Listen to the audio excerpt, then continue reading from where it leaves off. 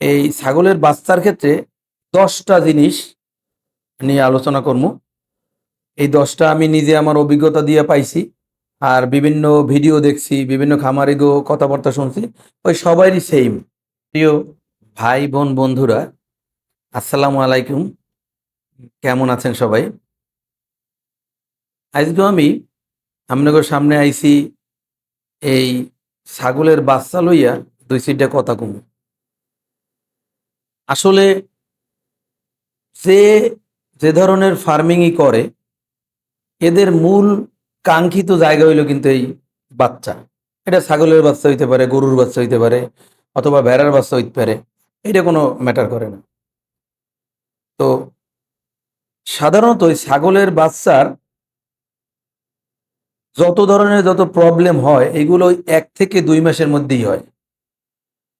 হইলে পরেই ছাগলের বাচ্চা মারা যায়। আর যে যে স্বপ্ন লইয়া আউগে, এই স্বপ্ন ওই সময় গুছাই যায়। তো আপনাকে আজকে আমি এই ছাগলের বাচ্চার ক্ষেত্রে ১০টা জিনিস নিয়ে আলোচনা করব। এই ১০টা আমি নিজে আমার অভিজ্ঞতা দিয়ে পাইছি, আর বিভিন্ন ভিডিও দেখছি, বিভিন্ন খামারিগো কথাবার্তা শুনছি, ওই সবারই সেম। হ্যাঁ, এই ১০টা জিনিস যদি আপনার করা যায়, তাইলে মর্টালিটির হার বাচ্চার একদম 0% চলে যায়। তো আসি, কথা না বাড়াইয়া এই ১০টা জিনিস কি কি। একটা হইল, ছাগলের জন্মের সঙ্গে সঙ্গেই ছাগলের নাভি জীবাণুমুক্ত করতে হইবে। এইটা ওই যে বায়োডিন দিয়া করতে হইবে। ২ নম্বর হইল গিয়া, যাতে ঠান্ডা না লাগে, ওদের গরমে আলাদা জায়গায় রাখতে হইবে। ৩ নম্বর হইল গিয়া, অবশ্যই বাচ্চাকে তার মায়ের শাল দুধ খাওয়াইতে হইবে জন্মের সাথে সাথে।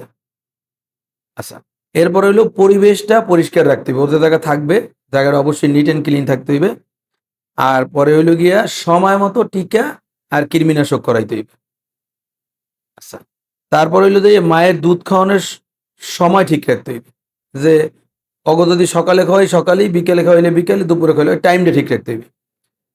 অসুস্থ বাচ্চারে আলাদা রাখতে হইবে। খামারে পর্যাপ্ত আলো বাতাস থাকতে হইবে। নিয়মিত ওজন মাপতে হইবে।